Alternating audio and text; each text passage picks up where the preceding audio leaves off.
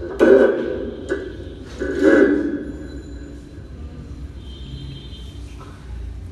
الحمد لله نحمده ونستعينه ونستغفره ونؤمن به ونتوكل عليه ونعوذ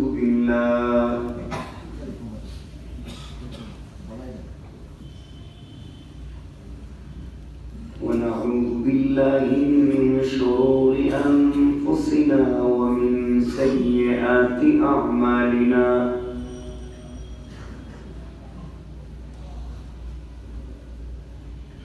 من يهده الله فلا مضل له ومن يضلله فلا هادي له. ونشهد أن لا إله إلا الله وحده لا شريك له. ونشهد أن سيدنا وسندنا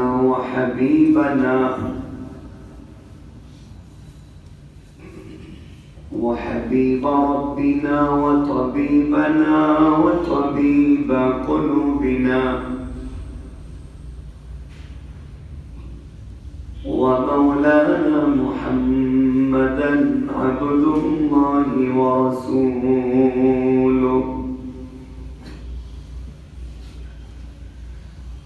الذي أرسل إلى الناس كافة بشيرا ونذيرا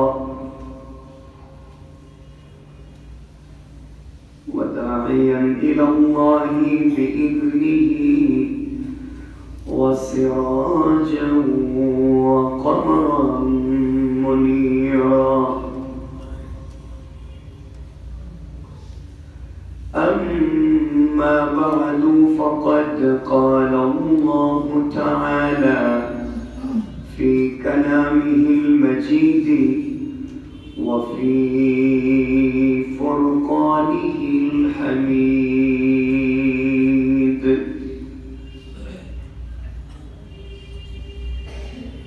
شكر يمان شكر أعوذ بالله من الشيطان الرجيم. بسم الله الرحمن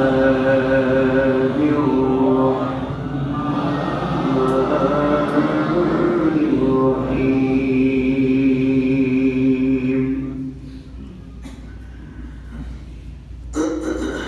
ويل لكل همزة لمزة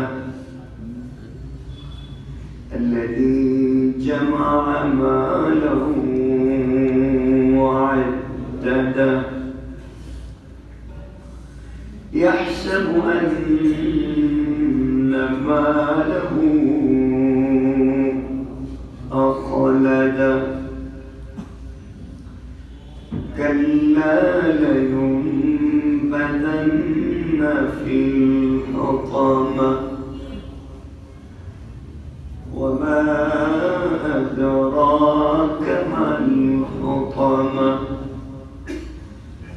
نار الله الموقدة التي تطلع على الأفئدة إنها عليهم مؤصدة في عمد ممددة. صدق الله العظيم وصدق رسوله النبي الكريم ونحن على ذلك من الشاهدين والشاكرين والحمد لله رب العالمين. شغل قولنا اللهم صل على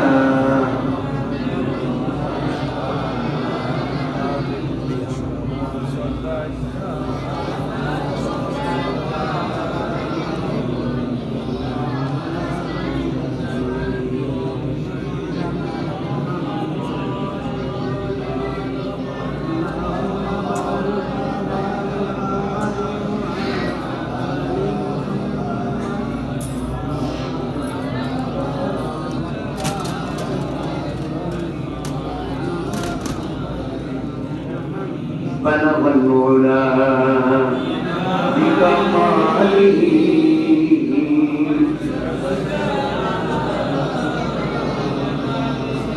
صنت جميع خصاله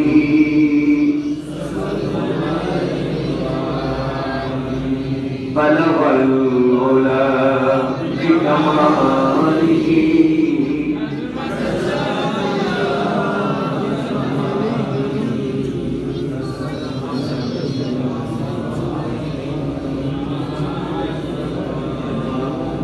আলহামদুলিল্লাহ।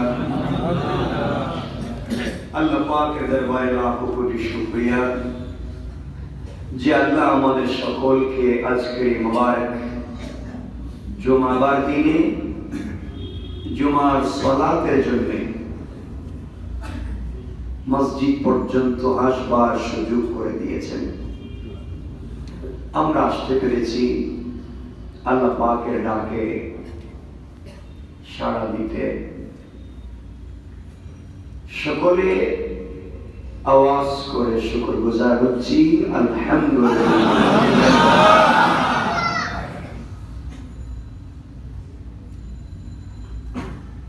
এই দুনিয়ায় যা কিছু দেখা যায় সব মরণশীল, সবাইকে মরতে হবে। আমি চাইলে থাকতে পারবো না,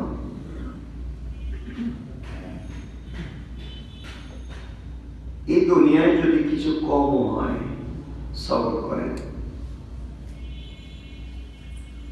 আখিরাতের জন্য আল্লাহ বেশি দেয়।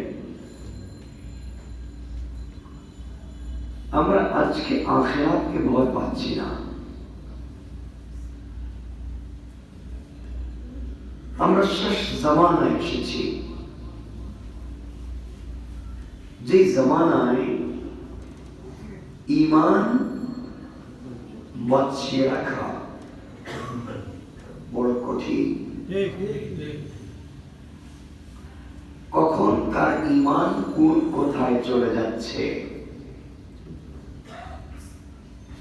আমি একটু বুঝতে পারতেছি না। কারণ ঈমান এনেছি কথা বলার মধ্য দিয়ে, ঈমান চলেও যাবে কথা বলার মধ্য দিয়ে।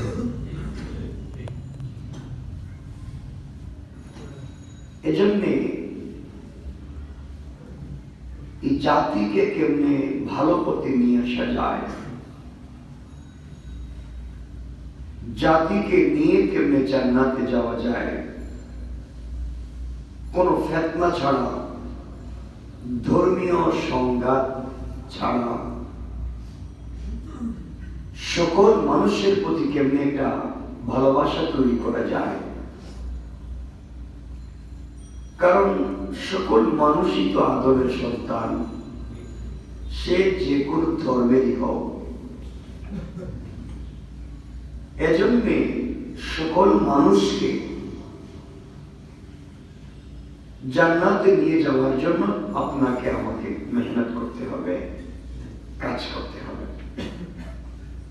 এটা কেমন স্বার্থপরতা হয়ে যাবে যে আমি জান্নাতে যেতে চাই, আমার পাশের বাড়ি, পাশের বাসার প্রতিবেশীকে আমি সেই পথের দিকে ডাকলাম না, বললাম না এই কথাটা। এটা অনেক বড় স্বার্থপরতা হয়ে যায়। এজন্য আমাদের কাজ হবে, প্রতিজ্ঞা হবে, আমি নিজে জান্নাতে যাব এবং অন্যকেও জান্নাতে নিয়ে যাবো ইনশাআল্লাহ। বলেন ইনশাআল্লাহ, সবাই বলেন ইনশাআল্লাহ।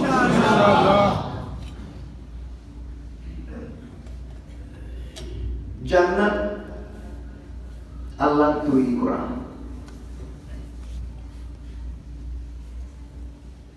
আমাদের জন্য তৈরি করেছেন।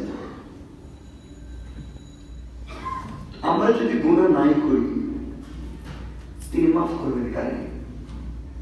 আল্লাহ নাম যে গফফার, খুব মাফ করেন। একটু গুনাহই করছে না, তিনি মাফ করবেন কাকে? তিনি খুব দয়ালু। তিনি যদি দয়ালু হয়ে গুনাহগারের উপর দয়া না করেন, তাহলে দয়ালু প্রমাণ হবে কেমনে?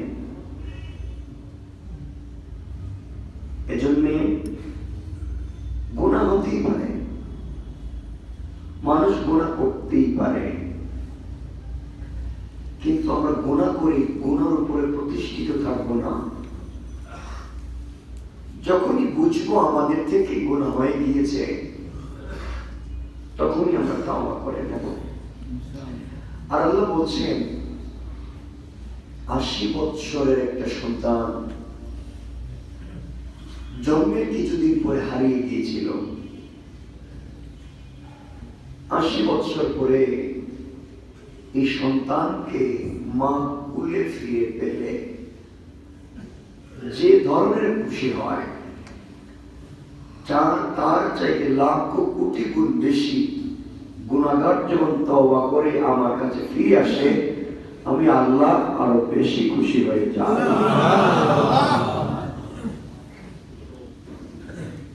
আমার কথাগুলোকে আপনারা ফলো করবেন।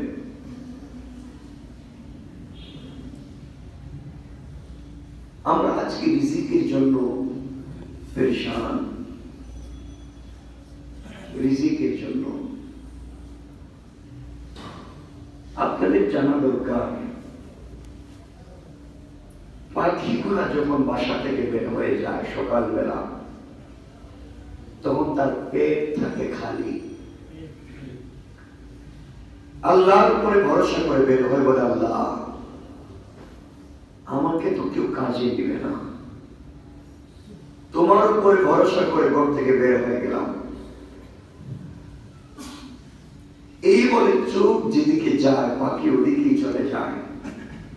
সারাদিন ঘুরে ফিরে পেট ভরে নিচে খেয়ে টুটে করে সন্তানদের জন্য নিয়ে আসে না, আসে না? কে রিজিক দেয়? গঠন আমি বলছি না।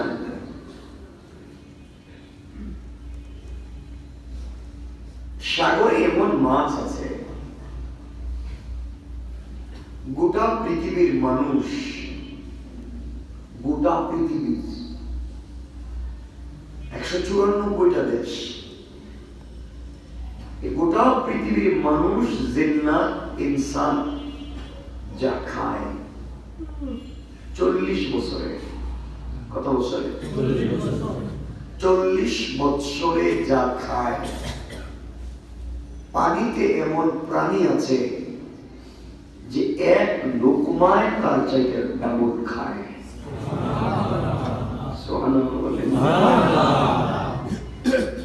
গোটা পৃথিবীর সৃষ্টি 40 বছরে যা খায়, একটা প্রাণী এক লোকমায় তা খায়। আল্লাহ কি তাকে উপবাস রেখেছেন? বলেন রাখেন নাই।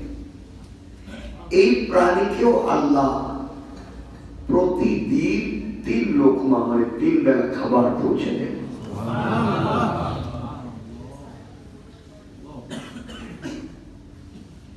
তাহলে বলেন তো,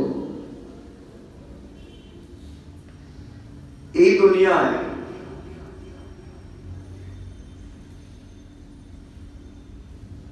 রিজিকের জন্য এত দৌড়া লাগবে না, দৌড়তে হবে রিজিকের মালিকের জন্য। আমরা যত মানুষের কাছাকাছি যাই,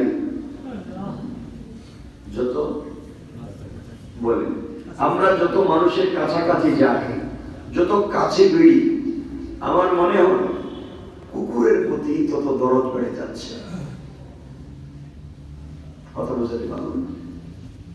আমরা কোথায় কোথায় গালি দিই কুকুরে, পিটাই মারি, খারাপ প্রাণী, বাজে প্রাণী, অপবিত্র প্রাণী। এই তো কথা বলেন না কেন? কুকুরকে আমরা সরাই দিই, খুব বাজে। আপনি যখন মানুষের কাছাকাছি মিশবেন, তখন দেখবেন ওর চাইতে কুকুরের কাছে বহুত ভালো চরিত্র আছে। বলেন? আচ্ছা, এজন্য কুকুরকে গালি দিতে দিতে যখন পাবলিকের কাছে যাই আমরা, এমনও মানুষের সাথে আমাদের পরিচয় ঘটে যে মানুষ বলার চাইতে কুকুরের প্রতি একটা দরদ লেগেছে। আরে কুকুরকে কেন কুকুর বলছি, ও তো কুকুরের চাইতে আরো খারাপ বলে। এজন্য আল্লাহ কোরআনে বলছেন উলাইকা নাম, কিছু মানুষ তো কুকুর, বালহুম আবাদ, তার চাইতে আরো খারাপ। এজন্য আমরা রিজিকের জন্য মারামারি করব না।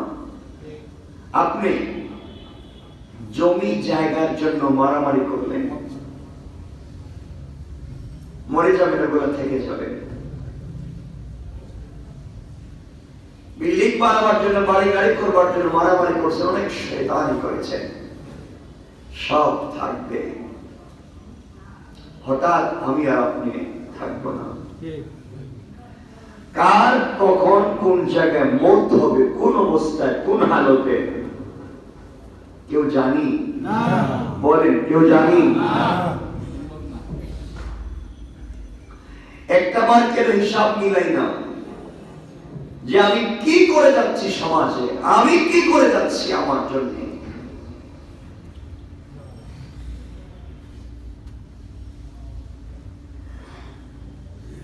আমি যে সূরা তেলাওয়াত করেছি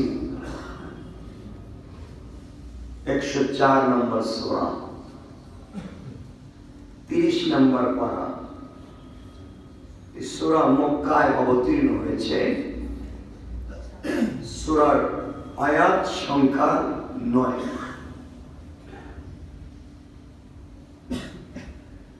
আমি আবার বলছি, আমরা জান্নাতে যেতে চাই, বলেন ইনশাআল্লাহ। কি করে যাব,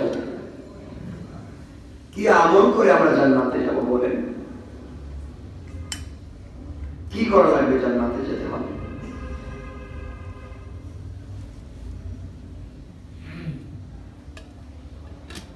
এই দুনিয়ায় আমরা অনেক খারাপ হয়ে গিয়েছি। আপনি কি জানেন, একদিন কল্পনা করে তো যে আপনি বিছানায় শুয়ে আছেন, বিছানার নিচে আগুন, আপনার কম্বলে আগুন। এটা চিন্তা করেন যে আপনার বিছানার নিচে আগুন, কম্বল আগুন, বালিশ সাপে ভরা, আপনার কান দিয়ে পোকা ঢুকতেছে, আপনার মুখ দিয়া সাপ ঢুকতেছে, আপনাকে সাপ পেঁচায় রেখে দিচ্ছে, আপনার পুরা বডিকে পোকা কামড়াচ্ছে, আপনার চোখ থেকে পোকা বের হচ্ছে, আপনার জিহ্বায় লোহা ঢুকায় রাখা হয়েছে, আপনি বের হতে চাচ্ছেন, আপনার হাতে পায়ে ব্রেক মাইরা দিছে, দরজা বন্ধ করে দিছে। চিন্তা করেন তো, একটা বিভৎস অবস্থা কি হবে? এই অবস্থা যদি আমার আপনার হয়, কিয়ামতে কে বাঁচাবে আপনাকে আমাকে? কেউ নাই। আর আল্লাহ বলছে, ইচ্ছা করে তোকে আমি জাহান্নামে দিচ্ছি না, তোমার কর্মের কারণে আমি দিচ্ছি। কিসের কারণে? এই 3টা কর্ম আজকে আমরা এখানে আলোচনা করব। আমাদের জুমাতে এমনি সময় কম থাকে। কয়টা কর্ম? 3টা। এই 3টা কর্ম বলে আমি আপনাদেরকে একটা আমল বলবো আজকে। আমল আপনারা করেন ঠিকই, কিন্তু একটু স্পেশালি করবেন। যে আমলের একটা কদমে, কয়টা কদম? একটা কদম মানে এক পা, এক পা। আপনি বিকুল্লি খুতওয়াতিন, প্রত্যেকটা কদমে 1 বৎসরের নফল রোজা, নফল ইবাদতের সওয়াব পাবেন। সুবহানাল্লাহ। কদম কয়টা? একটা। কানা লাহু আমালি বিকুল্লি খুতওয়াতিন সানা। আমি বলবো ইনশাআল্লাহ আমরা শর্টকাট জান্নাতে যেতে চাই। এটা সবাই চায়, চাই না? বেঁচে বুঝতে আমরা যাইতে চাই না। আমি আজকে আপনাদেরকে এটা আপনারা আমল করেন, একটু আরেকটু করবেন। পৃথিবীতে যত হাদিস রাসূল বর্ণনা করেছেন, এই হাদিসের মতো এত বেশি আমলের হাদিস, এত বেশি সওয়াবের হাদিস আর নাই। সুবহানাল্লাহ বলেন। এজন্য আমরা আজকে এগুলো নিয়ে কথা বলব। তা আমি যে সূরা পড়েছি, আল্লাহ বলছেন, প্রথমেই বলছেন ওয়াইলুল লিকুল্লি হুমাযাতিল লুমাযা, প্রত্যেক পশ্চাতে এবং সম্মুখে পরনিন্দাকারী দুর্ভোগ, সামনে এবং পিছনে যারা পরনিন্দা করে, গীবত করে, শিকায়ত করে, তার দুর্ভোগ সে ধ্বংস। এই ধ্বংস কি আপনারা চাইলেন? আমি চাইলাম? চাইছেন স্বয়ং কে? কথা বলেন কে? আল্লাহ যদি কারো ধ্বংস চায়, বাঁচাবার পৃথিবীর কেউ আছে? এজন্য আমি বলি, আপনি সুস্থ মানুষ, আপনার জবান আছে, আমরা চাইলে শয়তানি করতে পারি, ভালো কাজ করতে পারি। আপনি আজকে কোটি টাকা দামের গাড়িতে বসে আছেন, কোটি টাকা দামের ফ্ল্যাটে বসে আছেন, আপনার বাড়ির সামনে গিয়া ভিক্ষুক ভিক্ষার ভাঙ্গা থালা নিয়ে 2-4 টাকা চায়, সাহেব আমাকে 2টা টাকা দেন। আপনার দোকানের সামনে গিয়ে বলছে, সাহেব আমাকে 2টা টাকা দেন, আমি কিছু খেতে চাই, আমার সন্তানকে দিতে চাই। আপনি দেন না, অফিসের দরজা খুলেন না, বাসার গেট খুলেন না। আপনার গাড়ি পেট্রোল, আপনার গাড়ি হেরিয়া, আপনার গাড়ি এক্সট্রে, আপনার গাড়ি হচ্ছে প্রাজু, আপনি কোটি টাকার গাড়ি নিয়ে রাস্তায় দৌড়াচ্ছেন, ভাঙ্গা ভিক্ষার থালা নিয়ে। ভিক্ষুক আপনাকে বলছে, সাহেব আমাকে 5টা টাকা দেন, আমার বাচ্চার প্যারালাইসিস, আমার বাচ্চার ব্লাড ক্যান্সার, দেও না আমাকে কিছু টাকা। আপনি কোটি টাকা দামের গাড়ির গ্লাস খুলছেন না, আপনার অহংকার ময়লা ঢুকে যাবে। আমি এই ভিক্ষুকের হাতে টাকা দিলে আমার হাতে ময়লা লেগে যাবে। আরে বোকা, যে আল্লাহ আপনাকে কোটি টাকা দামের গাড়িতে বসাইছে, সে আল্লাহই তো ভিক্ষুকের হাতে ভিক্ষার ভাঙ্গা থালা দিয়েছে।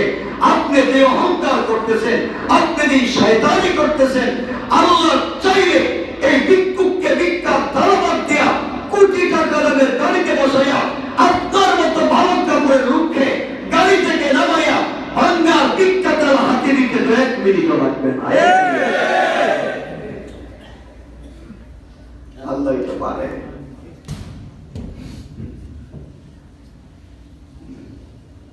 কেন আমরা এগুলো করছি? যা মন চায় করছি, ঘুমাইছি, ঘুম থেকে উঠবার সময় দেখবেন প্যারালাইসিস হয়ে গেছে।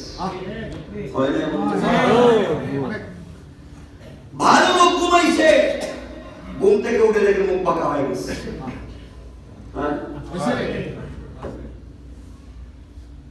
ভালো লোক খাইতে ঘুমাইছে, ঘুমের মধ্যে ব্রেন স্ট্রোক হয়ে গেছে। হয় না? কি বুঝলেন আপনি? কেন আমরা এগুলো করছি? এজন্য আল্লাহ বলছেন, 1 নম্বর ধ্বংস হবে তারা যারা সামনে এবং পিছনে বদনাম করে, গীবত করে, শিকায়ত করে। তারা কি বলেন? তারা কি? সবাই বলেন, তারা ধ্বংস চাইছেন কে? বাঁচাবার পৃথিবীতে কেউ আছে? এরপর আল্লাহ বলছেন, আল্লাযী জামা মালা ওয়া আদ্দাদা, যারা অর্থ জমা করে এবং গণনা করে। এর অর্থ এটা নয়, এটা আমরা ব্যাখ্যা দিব না, শুধু অনুবাদ করে যাই। যে অর্থ জমা করে এবং গণনা করে। এরপর আল্লাহ বলছেন, পরের শব্দে বলছেন, ইয়াহসাবু আন্না মালাহু আখলাদা, সে মনে করে তার অর্থ চিরকাল তার কাছে থাকবে। সে মনে করেছে তার অর্থ, তার ক্ষমতা, তার প্রভাব চিরকাল তার কাছে থাকবে। আল্লাহ বলেন কাল্লা, কখনো থাকবে না। টাকাও কখনো থাকবে না, কথা বলার ক্ষমতাও কখনো থাকবে না। যে লোকটা সমাজে মানুষকে গুলি করে মারতে কষ্ট পেত না, ভয় পেত না, আজকে এই লোকটার পানি গ্লাস হাতে নিয়ে পানি পান করতে হাত কাঁপে। আছে আছে কথা বলেন আছে। কে করেছেন? বলা লাগবে কে করেছেন? আমরা সুস্থ আছি, পড়েন আলহামদুলিল্লাহ।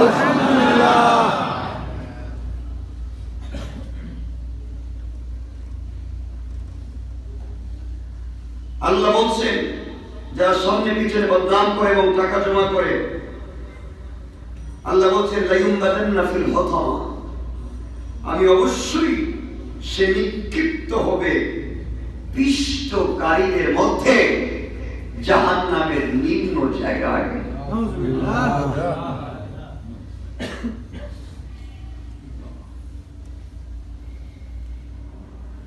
ওয়া আদরাকা মাল হুতামা, আপনি কি জানেন পিষ্টকারী কি?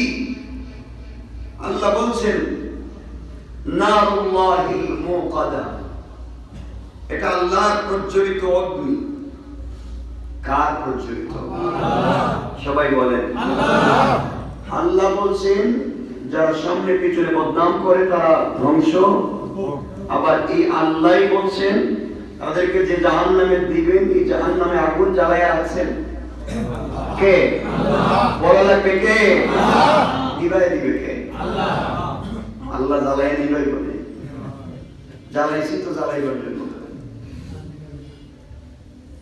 এই আগুন নিভানোর মতো কেউ আছে? বলেন কেউ আছে? আমরা নিজেরাই তো আগুন জ্বালাইতেছি, অন্যায়ভাবে টাকা জমা করছি, টাকার হিসাব করতেছি, ব্যাখ্যা দিচ্ছি, আবার সব টাকা বলতেছি না। এখন যদি বলি আমরা তো হালাল টাকা জমা করতেছি, আমাদের এটা খারাপ হবে কেন? ব্যাখ্যা আছে, তাফসীর আছে। এরপর আল্লাহ বলেছেন যারা বলছেন আল্লাতী তাত্তালিউ আলাল আফইদা, আল্লাহ বলছেন এই আগুন হৃদয় পর্যন্ত পৌঁছাবে। এর ব্যাখ্যা আছে ইন্নাহা আলাইহিম মুসাদা, তাদেরকে আল্লাহ বলছেন হৃদয় পর্যন্ত আগুন যখন মানুষের শরীরে লাগে, মানুষ কি করে? দৌড় দেয়, দৌড় দেয় না? লঞ্চে আগুন লাগলো, মানুষ দৌড় দিল না, পানিতে চাপ দিল, কাপড় ছাড়াও মানুষ দৌড়েছে। আল্লাহ বলছেন যখন আগুন লাগবে ইন্নাহা আলাইহিম মুসাদা, কি দিব? দৌড়। বাচ্চার জন্য কি দিবে? বলেন বাদে পড়বে, তার মগজগুলো উত্তরাতে থাকবে, সারা বডি জ্বলবে, কষ্ট পাবে, চিৎকার করবে, শিকল দিয়া তার হাতে পায়ে পেরেক মাইরা রাইখা দিছে, চিৎকার করে কাঁদতেছে বাঁচাও। আল্লাহ বলছেন আগুন কলিজায় যাবে, মরবে না। এই শাস্তি জানবার পরেও আমরা ঠিক হব না, আমরা ভালো পথে আসতে চাইব না।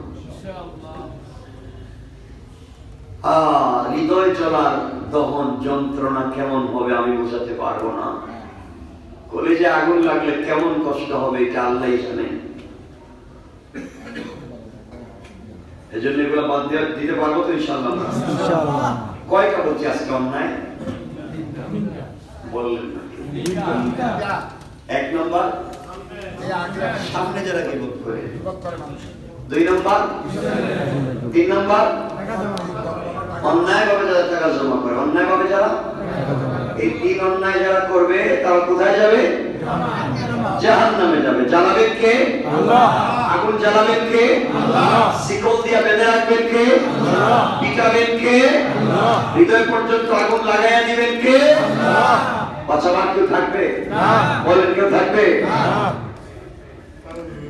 আর কেমন বুঝাবো?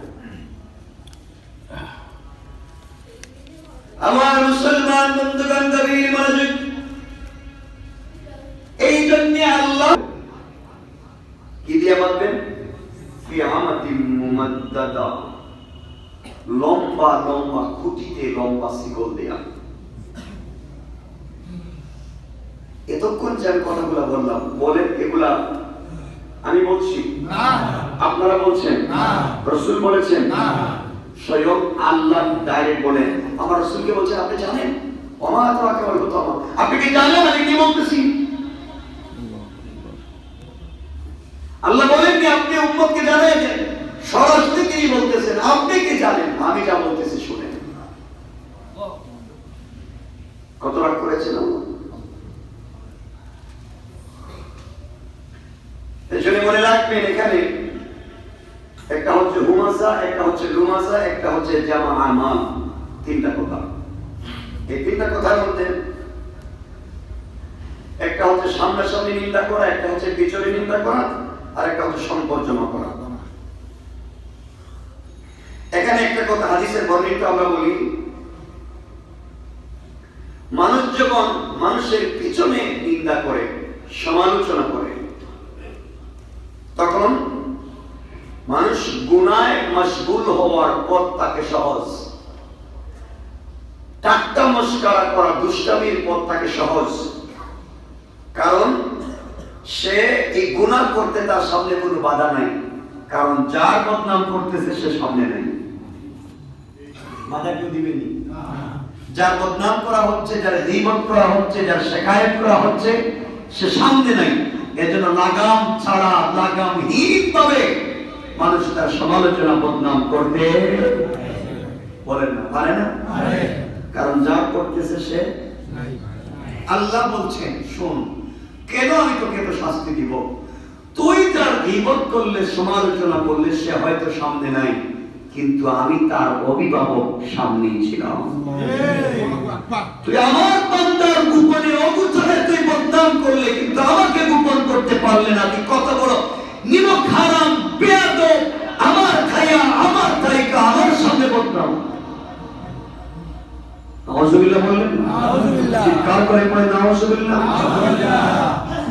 আল্লাহ বলেন আমার খেয়ে, আমার থেকে, আমার সামনে আমার দুইজন ফেরেশতা কিরামান কাতিবিন, এই দুইজন ফেরেশতা কাগজ কলম নিয়ে বসে রয়েছে, তাদের সামনে, আমার সামনে তুই বদনাম করতেছিস, তো লজ্জা নাই?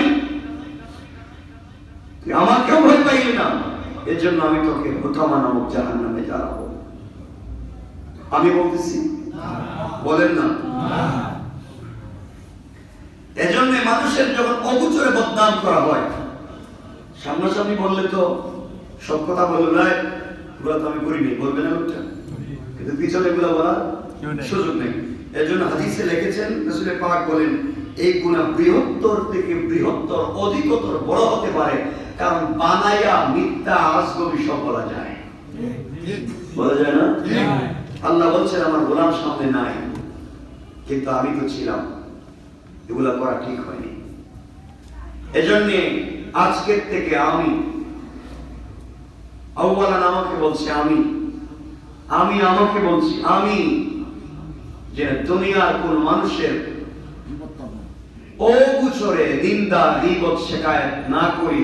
আউয়ালান আল্লাহ আমাকে হেফাজত করুন, পাশাপাশি আমাদের সবাইকে যেন হেফাজত করে। সবাই বলেন আমিন। আমরা যারা আছি এখানে, আমার কথা কি মনে থাকবে? বলেন মনে থাকবে। আমরা যদি কারো অগোচরে গীবত করি, এই লোকটা না দেখলে সবার রব কে? আল্লাহ দেখেন না? যে ধর্মেরই লোক হোক, যে কোয়ালিটির লোক হোক, আমরা গীবত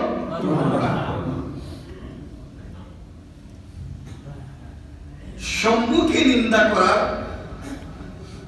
কারণে, সম্মুখে যখন নিন্দা করা হয় তখন যা নিন্দা করা, যা অগোচরে নিন্দা করা হয়, সে জানে না তার বিরুদ্ধে কি অভিযোগ করা হয়েছে, কি অভিযোগ উত্থাপন করা হয়েছে, কি কি কথা বলা হয়েছে। এজন্য লোকটা এর প্রতিবাদ করার লাইন পায় না। এদিকে সামনের নিন্দা হচ্ছে আরো গুরুতর। যারা মুখোমুখি নিন্দা করে, যার সামনে নিন্দা করা হয়, সে যদি চুর হয়, চুরের সামনে যদি আপনি চুরকে চুর বলে অপমানিত করেন, কিয়ামতের দিন আল্লাহর সামনে জবাব দেওয়া লাগবে। আল্লাহ বলছেন সে চুরি করেছে, হিসাব আমি নিব, চুরের শাস্তি আমি দিব। তুমি তাকে চুর বলার অধিকার রাখো না। তোমার কাজ হচ্ছে সে চুরি করেছে, বুঝাইয়া দাও এটা খারাপ কাজ, বুঝাইয়া দাও ওটা ভালো কাজ। এই কাজ বুঝাইয়া দেওয়া দায়িত্ব তোমার, তাকে কোনো কথা বলে টেক দেওয়ার অধিকার তোমার নাই। বলেন? এই জন্য কোনো মানুষকে চুর রাখা এগুলো বলবেন না। কারোর সামনে যদি বদনাম করা হয় তাহলে লোকটা কষ্ট বেশি পায়। আর এই লোকটা আমার বদনাম করলো, এই লোকটা আমার বিরুদ্ধে কথা বললো, এই লোকটা আমার গীবত করলো, তার জন্য আমি এত কিছু করলাম, সে না আমার বন্ধু, ও না আমার বড় পরিচিত, ওর বাবা না আমার বাবার বন্ধু ছিল, কেমনি কাজগুলো করলো? ব্যথা বেশি লাগবে? কথা বলে নেই। সে যদি অন্যায়কারী হয় আর ব্যথা যদি লেগে যায় তাহলে সে মাজলুম। যদি তার দিলে ব্যথা লেগে যায় যে আমার গীবতে করছে, আর তার চোখ থেকে এক ফোঁটা পানি যদি গড়িয়ে চোখ থেকে বের হয়ে যায়, আল্লাহ বলছেন এর শাস্তি জমিনে পাওয়াই লাগবে। এজন্য আমাকে কথা দেন, আমরা পিছনে বদনাম করব না ইনশাআল্লাহ, সামনে বদনাম করব না ইনশাআল্লাহ। এখন আপনাদেরকে হাদিস শোনাই। রাসূল সাল্লাল্লাহু আলাইহি ওয়াসাল্লাম বলেছেন, হাদিস বুখারীর হাদিস, নবীজি বলেছেন আল্লাহর বান্দাদের মধ্যে নিকৃষ্টতম মানুষ হচ্ছে, প্রাণী হচ্ছে তারা, দেখেন সাধারণ নিকৃষ্ট প্রাণী তারা যারা মানুষের পরোক্ষ নিন্দা করে, বন্ধুদের মধ্যে বিচ্ছেদ সৃষ্টি করে, নিরপরাধ লোকের দোষ খুঁজে ফিরে এই সমস্ত কাজ করে, যারা বন্ধুত্বের মধ্যে ডিভাইড করায়, নিরপরাধ লোকের দোষ খুঁজে সমালোচনা করে, হাসি ঠাট্টা করে। আল্লাহ বলছেন এরা হচ্ছে পৃথিবীর সর্বনিকৃষ্টতম প্রাণী। মানুষ বলেন নেই, সর্ব নিকৃষ্ট। আমি বলছি এই দেখেন, আমি যে কিতাব হাতে দেখেন, কিতাব একবারে পৃষ্ঠার শেষের, এবার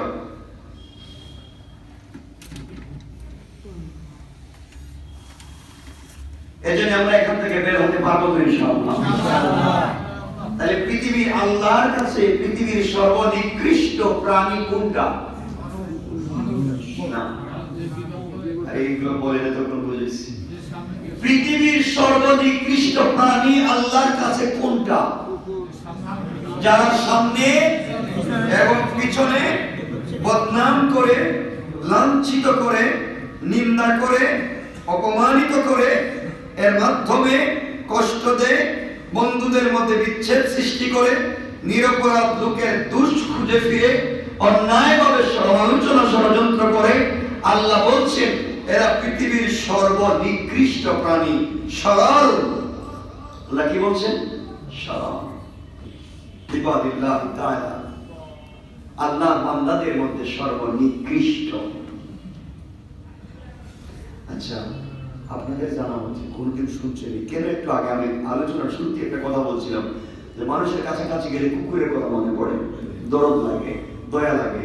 কুকুর কোনদিন আপনার আমার কি বোধ করছে? না করছে, মনে হয় করছে,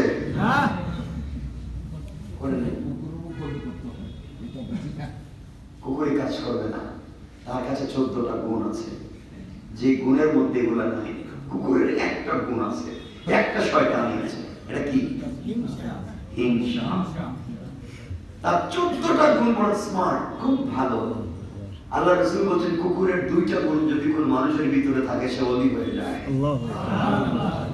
কিন্তু কুকুর এতগুলা গুণ থাকবার পরে কুকুর হইছে কেন? একটা তার মধ্যে অন্যায় ছিল, সেটা হিংসা। কুকুর দেখবেন একটা মরা প্রাণী পাইবে, কিছু পাইবে, হাড্ডি একটা পাইবে, তার পেট ভরা আছে, এ তো নিজে খাবে না, যারা সামনে দেখবে তারা দৌড়াই বেরিয়ে যায়। আরেকটা কুকুর পাইছে ওরা দৌড়ায়, আরেকটা পাইছে ওরা দৌড়ায়, নিজে খাচ্ছে, নিজেও খায় না, অন্যরা খাইতে হবে। আছে না এটা? এটাই বলতেছে, সে নিজেও খায় না, অন্যরাও খাইতে দেয় না, মধ্যখান দিয়ে অন্য কোনো প্রাণী নিয়ে। ঠিক বললাম না? আল্লাহ হেফাজত করো। তাহলে বললাম রাসূল বলেছেন যেসব বদ অভ্যাসের কারণে আল্লাহ হুতামা নামক জাহান্নামে জ্বালাবেন, তো অনেক লম্বা বিষয়, জ্বালাবেন। এর একটা হলো সামনে গীবত, একটা হলো এগুলো আমরা করি না, আমরা করিনি এগুলো, আমরা তো ওলিয়া শাহজালাল হয়ে বসে রয়েছি। আমরা সবাই বলেছি শাহজালাল শাহপুরান, আমরা এগুলো করবো নাকি? এজন্য আল্লাহর কাছে মাফ চাই, আল্লাহ তুমি আমাদেরকে আযাব আর গজব থেকে বাঁচাও। আমিন। সবাই একসাথে পড়েন আমিন। আমাদের একজন বুজুর্গ আল্লাহর ওলি, যিনি অনেক বড় তাবেঈ ছিলেন, সাঈদ ইবনুল মুসাইয়িব, উনি একদিন ওনার কিতাবে নিয়ে আসছেন, আর ইমাম আহমদ ইবনে হাম্বল যার কাছে 40 লক্ষ হাদিস ছিল, 40,000 হাদিস মুসনাদে আহমদে নিয়ে এসেছেন, 10 লক্ষের উপরে হাদিস তার মুখস্থ ছিল। তিনি বলতেছেন, কথা বললে অনেক লম্বা হয়ে যায়। তিনি বলতেছেন যারা এই সমস্ত অন্যায় করে, এই সমস্ত খারাপ কাজ করে, তাদের শাস্তিটা আল্লাহ যে বর্ণনা করেছেন, এটার ভাব দ্বারা আমরা বুঝিনি। আমরা আল্লাহ যদি বাঁচে আমরা এটার তাফসীর করব এক সময় ইনশাআল্লাহ। এরপরে শব্দে আমরা যাই, তৃতীয় শব্দ হলো অর্থলিপ্সা। আয়াতে একে এভাবে ব্যক্ত করা হয়েছে অর্থলিপ্সার কারণে সে তা বারবার গণনা করে। অন্য আয়াত হাদিসে আছে যে অর্থ সঞ্চয় করা সর্বাবস্থায় হারাম নয়। যে অর্থ দ্বারা হক আদায় হয় না, মানুষের হক আদায় হয় না, আল্লাহর হক আদায় হয় না, কিংবা অর্থের কারণে গর্ব করে, অহমিকা করে, লালসার কারণে দিনের জরুরি কাজ হয় না, তার অর্থের টাকার কারণে তার ধারে কাছে মিলা যায় না, টাকা দিয়ে সে শয়তানি করে, টাকা দিয়ে হারাম কাজে লাগায়, টাকার কারণে ইসলামের বিপক্ষে চলে যায়, এই সমস্ত যারা করে এই টাকা আর গণনা করে, আল্লাহ বলছেন এই টাকাওয়ালারা জাহান্নামে আগুনে হুতামায় চলবে। যে টাকাওয়ালা টাকার কারণে ইসলামের বিরুদ্ধে চলে যায়, হারাম কাজে লাগায় দেয়, আল্লাহ আমাদেরকে হেফাজত করুন। আমিন। আল্লাহ বলছেন আল্লাতী তাত্তালিউ আলাল আফইদা, আল্লাহ বলছেন জাহান্নামের অগ্নি হৃদয় পর্যন্ত গ্রাস করবে। প্রত্যেকটা আগুনের বৈশিষ্ট্য হচ্ছে তো জ্বালানো। আচ্ছা, আগুনে কোনো জিনিস দিয়ে কি জ্বালাইতো না? বলেন না কেন? আগুনের কাজ হচ্ছে জ্বালিয়ে পুড়িয়ে দেওয়া। আগুনে কোনো জিনিস দিলে যেমন আগুনে পড়লে জ্বালিয়ে পুড়িয়ে অঙ্গ প্রত্যঙ্গ জ্বালিয়ে পুড়িয়ে ছাই করে দেয়, দুনিয়ার কোনো আগুনে যদি কেউ পড়ে যায় তাহলে দেখবেন মানুষ খুব তাড়াতাড়ি মরে যায়। 80 ভাগ, 70 ভাগ, 90 ভাগ, 50 ভাগ জ্বলে গেলে মানুষ কথা বলেন মরে না। আল্লাহ বলছেন এখানে হৃদয় পর্যন্ত আগুনে জ্বালাবে। এর অর্থ হলো আল্লাতী তাত্তালিউ আলাল আফইদা, হৃদয় পর্যন্ত আগুনে জ্বালাবে। এর অর্থ আল্লাহ বোঝাতে চাচ্ছেন দুনিয়ার আগুন হৃদয়ে যাওয়ার আগে মানুষ, আল্লাহ বলছেন দুনিয়ার আগুন মানুষের হৃদয়ে যাওয়ার আগে মানুষ মরে যায়, আর জাহান্নামের আগুন হৃদয় পর্যন্ত জ্বালাবে কিন্তু মরবে না। আল্লাহ বোঝাতে চাইছেন আমি জীবন্ত আগুনে জ্বালাইয়া শাস্তি দিব, মরতে দিব না। আমি যত বাংলায় কথাটা বুঝাইতেছি এটা সহজ না। আল্লাহ বুঝাচ্ছেন দুনিয়ার আগুন মানুষের হৃদয়ে যাওয়ার আগে, মানুষ কলিজা যাওয়ার আগে কি হয়? ছটফট করে মরে যায়। মানুষ দৌড়ে পলায়ন করে, যতটুকুন না জ্বলে ততটুকুন বাকি উঠে গিয়ে ভর্তি হয় না, ভর্তি হয় না, বাকিটুকুন বাঁচতে চায়। আর আল্লাহ বলছেন আমি তো জ্বালাবই, হৃদয় পর্যন্ত আগুন দিয়ে জ্বালাবো, ভাগতে চাইলে লম্বা শিকল দিয়ে বেঁধে রাখবো, কিন্তু জ্বালাবই, মরতে দিব না। বুঝাতে পারি নাই?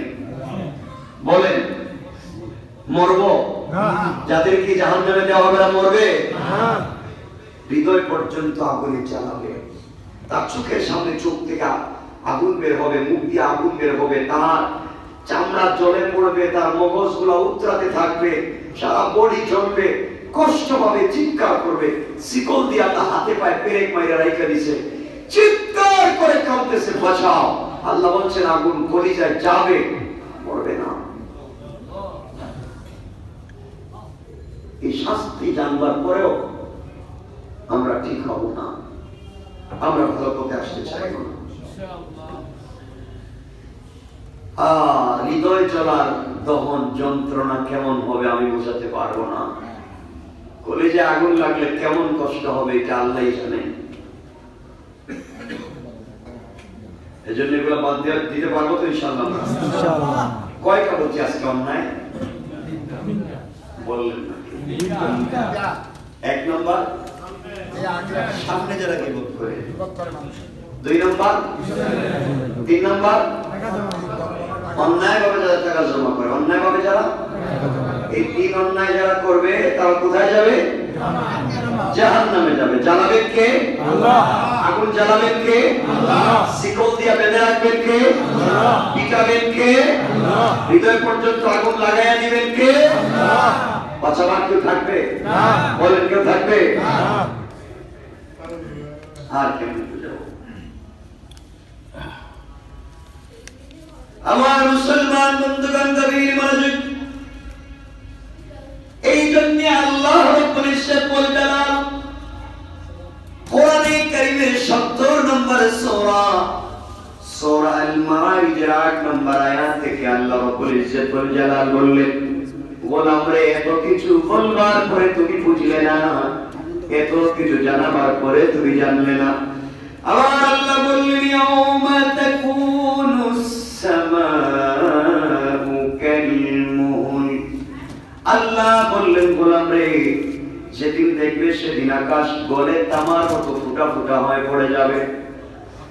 যেদিন দুনিয়ায় এত কিছু আমি আল্লাহ বললাম, এত আযাব আর গজবের কথা বললাম, এত শাস্তির কথা তোমাকে জানালাম, এরপরে গোলাম যখন তুমি মানতে চাইলে না, ভালো পথে ফিরে আসতে চাইলে না, হারাম ছেড়ে দিতে চাইলে না, গীবত শিকায়ত ছাড়লে না, সামনে নিন্দা পিছনে নিন্দা ছেড়ে দিতে পারলে না, অন্যায়ভাবে হারাম পথে টাকা ইনকাম করা ছেড়ে দিতে পারলে না, গোলাম রে, শুধুমাত্র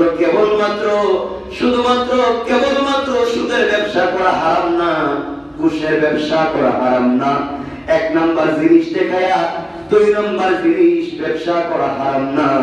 মান হারাম হলো এমনও হারাম আছে, এমনও জিনিস আছে দেখা যায় গরিবকে ঠকায়া, এতিমকে ঠকায়া, গরিব অসহায় মানুষকে ঠকায়া এই টাকা দিয়া নিজে কর্ম পোলাও বিরিয়ানি খাওয়া হারাম। গরিবকে ঠকায়া এই টাকা দিয়ে মসজিদ মাদ্রাসা তৈরি করা হারাম। গোলাম রে, হারামের সংজ্ঞা তুমি জানো না। আমি আল্লাহ বললাম, যদি সামনে পিছনে আর সম্পদ জমা করা অন্যায় ভাবে এগুলা তুমি না ছাড়তে পারো, এক নাম্বার তোমাকে বললাম সেদিন আসমান বলে মোমের মতো তামার মতো ফুটা ফুটা হয়ে পড়ে যাবে। ওই দিন বুঝবে আমার শাস্তিটা কেমন। আল্লাহ সূরা আল মারিজের 9 নম্বর আয়াতে বলছেন, ওয়া তাকুনুল জিবালু কালঈন। গোলাম রে, যেদিন দেখবে আসমান পর্বত সমূহ তুলার মতো, রঙিন তুলার মতো উড়ে যাবে, রঙিন সুতার মতো, পশমের মতো উড়ে যাবে, পাহাড়গুলো থাকবে না, পর্বতগুলো থাকবে না। তুমি মনে করেছো তোমার বন্ধুর কল্যাণ করে টিম বাড়ি করেছো, অন্যায় করেছো, বন্ধুর কল্যাণ করে অন্যায় কাজে তুমি সমর্থন দিয়েছো, গুরু বাড়ি করেছো। গোলাম রে, যার কথায় তুমি আজকে নাচানাচি করছো, না ফরমানি করেছো, তুমি মনে করেছো তুমি মনে হয় জিতে গিয়েছো। আল্লাহ বললেন, ওয়ালা ইয়াসআলু হামিমুন হামিমা। আল্লাহ বললেন, গোলামে, যে বন্ধুর পাল্লায় পড়ে তুমি গীবতকে সাক্ষী দিলে, তুমি পরনিন্দার সাক্ষী দিলে, অন্যায় পথে টাকা জমা করলে, বন্ধু তোমার সামনে দিয়ে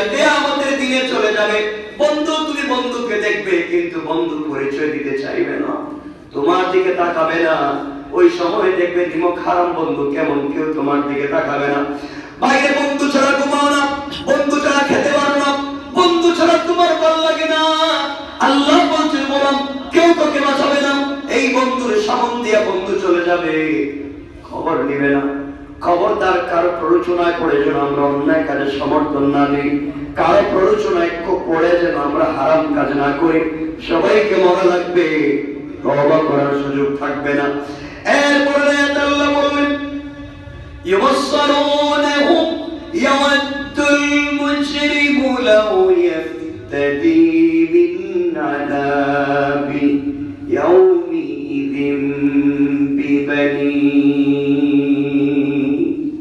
আল্লাহ রাব্বুল ইজ্জত ওয়াল জালাল বলেন ওই দিন একে অপরকে দেখবে, কে কারে কোন জায়গায় নিয়ে গিয়েছে, কে কার সঙ্গে অন্যায় করেছে, একে অপরকে দেখবে।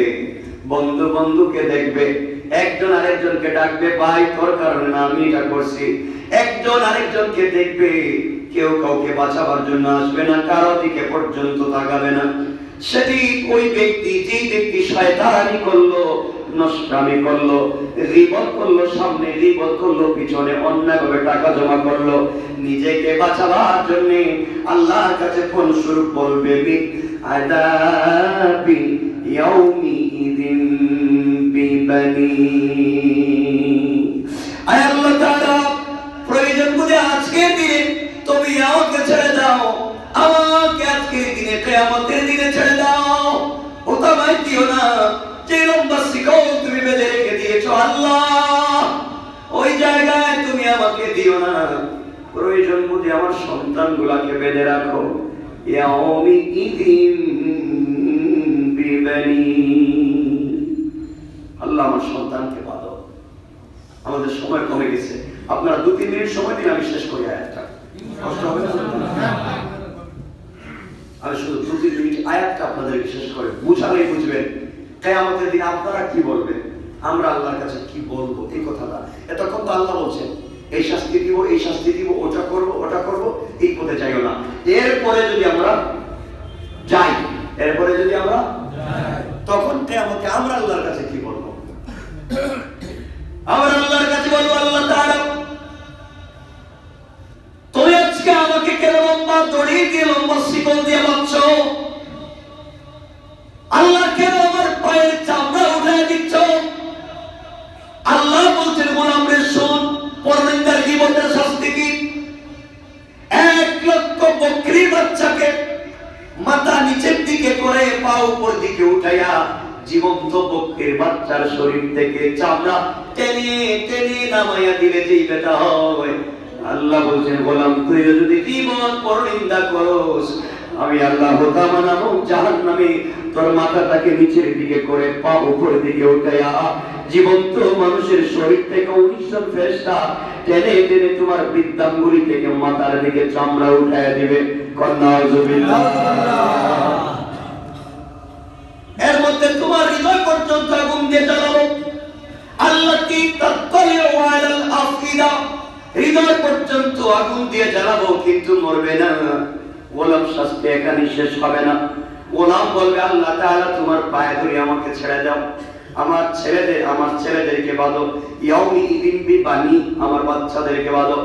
আয় আল্লাহ আমার ছেলেদেরকে বাঁধো, এদেরকে মানুষের মতো মানুষ করবার জন্য, বিদেশে পড়াবার জন্য, দুনিয়ার জমিনে এদের গাড়ি বাড়ি করে দেওয়ার জন্য, এদের মিল ফ্যাক্টরি কলকারখানা ইন্ডাস্ট্রি করে দেওয়ার জন্য, এদের ভবিষ্যৎ করে দেওয়ার জন্য আল্লাহ তাআলা তোমার ইবাদত করতে পারি নাই। আয় আল্লাহ তাআলা নাফরমানি করেছি এবং ঈদের দিন পর্যন্ত কাজ করেছি। আয় আল্লাহ তাআলা ওভার টাইম ডিউটি করেছি, মসজিদে নামাজের সময় নামাজে যাই নাই, বন্ধুদের পাল্লায় পড়ে বিপদ শেখায়ত করেছি। আয় আল্লাহ তাআলা সন্তানদের জন্য বাড়ি করেছি, গাড়ি করেছি, পাহাড় সম্পদ বানিয়ে দিয়ে এসেছি। আজকে আমার সামনে দিয়ে আমার সন্তান যায়, আল্লাহ তাআলা একবার বাবা বলে ডাক দেয় না, এই সন্তানটাকে কুলে নিয়েছি, কপালে চুম্বন করেছি, আমার বুকের উপরে রেখে রাত্রবেলা ঘুম পাড়িয়েছি। আমি কত কষ্ট করে জমিনে কাজ করেছি সন্তানকে লালন পালন করার জন্য। মানে যখন কাজ করতে গিয়েছি আমার বৃষ্টিতে শরীর ভিজে গিয়েছে, কাজ না করলে বেতন পাবো না, স্কুলে বেতন দিতে পারবো না, মাদ্রাসার বেতন দিতে পারবো না, টিউশনি ফি দিতে পারবো না। আয় আল্লাহ তাআলা, শরীরের মধ্যে ভিজা কাপড় রোদে শুকিয়েছে, এরপর সেরা জুতা নিয়ে ঈদের দিন ঈদগাহে গিয়েছি, সন্তানের ভবিষ্যৎ চিন্তা করেছি, সন্তানের গাড়ি আছে, বাড়ি আছে, আজ আমার সম্বন্ধে আমার সন্তান চলে যায়। আল্লাহ তাআলা একটা বার তুমি আমাকে বলো, আল্লাহ কেমনে আমি সহ্য করব, আমার সন্তানকে বেঁধে রাখো, আমাকে ছেড়ে দাও। আল্লাহ বলবেন, গোলাম বুঝলাম, সন্তানকে বাঁধবো, আর কি বলতে চাস, কিছু বললে বল। এবার গোলাম বলছে, আল্লাহ শুধু সন্তানকে দেওয়ার পরেও যদি আমাকে না ছাড়ো, আল্লাহ ওয়াসাইবাতিহি ওয়া আখি, আয় আল্লাহ আমার স্ত্রীর ইবাদত, আমার স্ত্রীর কথা শুনে আমি সুদের টাকা এনেছি, স্ত্রীর নির্যাতন শুনে আমি ঘুষ খেয়েছি। স্ত্রীর কথা স্ত্রী বলেছে, পাশের বাসার বাবির ঘরে অর্নামেন্ট জুয়েলারি আছে, টাইলস সিরামিক আছে, কত সুন্দর সবকিছু আছে, আপনার হয় না কেন? স্ত্রীর বকা শুনে, জ্বালাতন শুনে, তার জন্য সবকিছু করতে গিয়ে তোমার ইবাদত করতে পারিনি, তার কারণে আমি সুদে টাকা এনেছি, তার কারণে ঘুষ খেয়েছি, তার কারণে আমি কত মানুষের সঙ্গে হারাম অন্যায় করেছি। আয় আল্লাহ তাআলা, আজকের দিনে আমার স্ত্রী আমার সামনে দিয়ে চলে যায়, ওকে একটু বাঁধো না, একটু বাঁধো, আমার ছেড়ে দাও। আয় আল্লাহ তাআলা, এই স্ত্রীর জন্য আমি কত সুন্দর করে ঘর সাজাইলাম, যেভাবে চাইছে ওভাবে, তার জন্য কত পকেট খরচ দিয়েছি, এরপরও আজকে আমি বিপদে। আল্লাহ বলে, বুঝলাম স্ত্রী দিলে আর কি, গোলাম বলতেছে, আল্লাহ সন্তানদেরকে দিলাম, স্ত্রীকে দিলাম, এরপরও যদি আমাকে না ছাড়ো, ও আখি, আয় আল্লাহ আমার ভাই বোনদেরকে তুমি বাঁধো, আমি ছিলাম বড় ভাই, আমি ছোট ভাইদেরকে বড় করবার জন্য, মানুষের মতো মানুষ করবার জন্য সারাদিন দুলাইখানে কাজ করেছি, গুলিস্তানে কাজ করেছি, সদরঘাটে কাজ করেছি, ইসলামপুরে কাজ করেছি, মাসের পর মাস বাড়িতে যাইতে পারি নাই, কারো চেহারা পর্যন্ত দেখি নাই। ছোট ভাইগুলাকে মানুষ বানাতে হবে, ওদেরকে কাজ শিখাতে হবে, না হলে সমাজের মানুষ আমাকে কি বলবে? আমি আমার মায়ের ঔষধের টাকা দিয়েছি, বাবার টাকা দিয়েছি, ভাই বোনদেরকে খাওয়াইয়া মানুষ করে বড় বানাইছি, আজকে আমার সম্বন্ধে কিয়ামতের দিনে সবাই দিব্যি হাঁটে, কেউ আমার খাবার নেয় না। আয় আল্লাহ, যখনই আমার মনে পড়তো আমি বড় ভাই, আমার উপরে অনেক দায়িত্ব, আমি সবসময় আমার ছোট ভাইদেরকে বোনদের জন্য কষ্ট করেছি, আজ আমাকে কেউ চিনে না। আল্লাহ তাআলা তুমি ওদেরকে বাঁধো, আমাকে ছেড়ে দাও। আল্লাহ বললেন, গোলাম আর কিছু বলবে কি, একটু বল। গোলাম এবার বলতেছে, আল্লাহ ওয়াফাসিলাতিহিল্লাতী তাওয়ী, হায় আল্লাহ ও সন্তান দিলাম, মা বাবাকে দিলাম, স্ত্রীকে দিলাম, ভাই বোনদেরকে দিলাম, এরপরে তুমি আমাকে জ্বালাও কেন? আমার হাতে পায়ের শিকল বের ছেড়ে দেও না কেন? আয় আল্লাহ, গীবত শিকায়াত আমি এমনি এমনি করি নাই, ওয়াফাসিলাতিহিল্লাতী তুওয়ী, আয় আল্লাহ তাআলা আমার গোষ্ঠীর লোক আমাকে আশ্রয় দিয়েছে, আমার বন্ধু বান্ধব আমাকে আশ্রয় দিয়েছে, আমি আরেকজনের জমি দখল করার পরে গোষ্ঠীর নেতাদের কাছে এসে বলছি আমি কাজ করছি, কয় ঠিক আছে আমরা তোর সাথে আছি। আয় আল্লাহ, আমি বড় বড় ব্যক্তিদের কথায় আরেকজনের দোকান দখল করেছি, বাড়ি দখল করেছি, তার বিল্ডিং ভেঙে দিয়েছি, তার কালভার দখল করেছি, তার দোকানটা ভেঙে দখল করেছি। আয় আল্লাহ, আমাকে আজকে ছেড়ে দাও, এই লোকদেরকে তুমি ধরো, আমাকে ছেড়ে দাও। আল্লাহ বল, বুঝলাম আর কিছু বল। এবার গোলাম বলতেছে, আল্লাহ তাআলা এরপরও যদি তুমি না মানো, ওয়ামান ফিল আরদি জামিআন সুম্মা ইউনজি,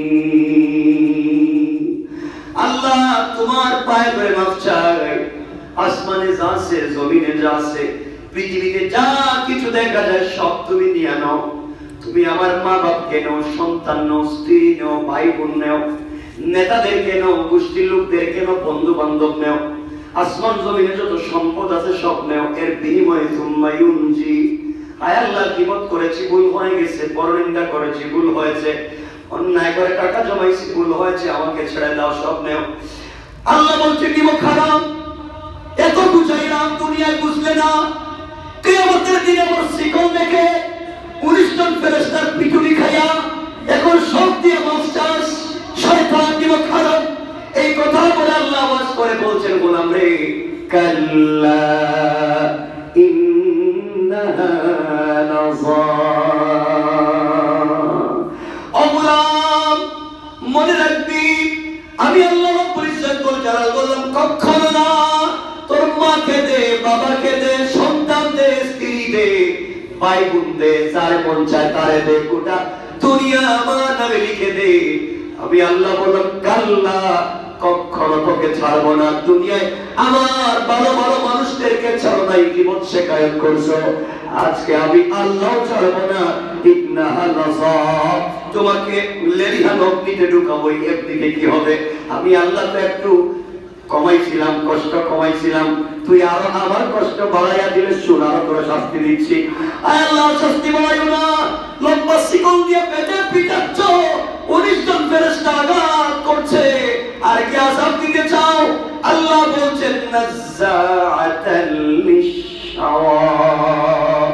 এখন তোর চামড়ার প্রত্যেকটা লোমকূপ থেকে আমি আল্লাহ আগুন বের করে দেখাবো। নাউযুবিল্লাহ। কি বুঝলেন? নাযাআতাল লিশশাওয়া, চামড়া থেকে আগুন বের করে তোকে দেখাবো। এখন ডাক দে,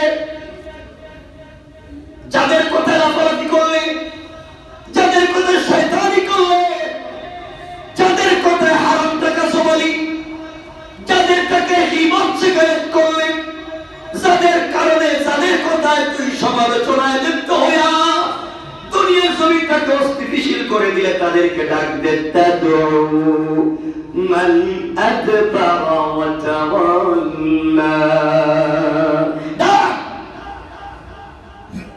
আল্লাহ ডাকলে তো কেউ আয় না। আমিও ডাকছিলাম, দুনিয়া থেকে আসিস নাই, আজকেও কেউ আসবে না। এরপরে আল্লাহ নিয়ে কথাকে শেষ করে বলছেন, সম্পদ শুধু পুঞ্জীভূত করো, আগলে রাখো, আসো আসো হুকামে আসো, শাস্তি দিব। বাঁচতে যদি চাও, 3 অন্যায় থেকে নিজেকে বাঁচাও। 1 নাম্বার, সামনে গীবত করা যাবে না। 2 নাম্বার, পিছনে গীবত করা যাবে না।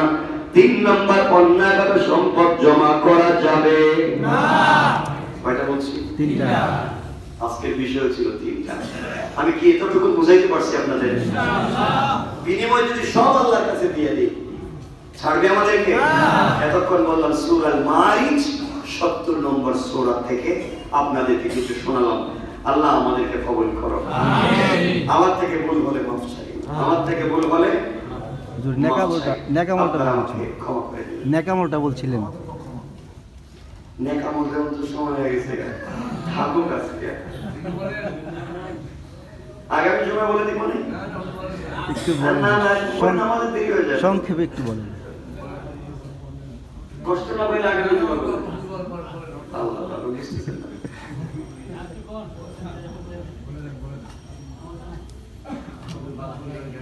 থাকুক এটা, ইনশাআল্লাহ আমরা আগামী জুমায় সময় শেষ হয়ে গেছে, দেখেন না, এজন্য রেখে দিলাম। জাহাঙ্গীর খানের মা অসুস্থ।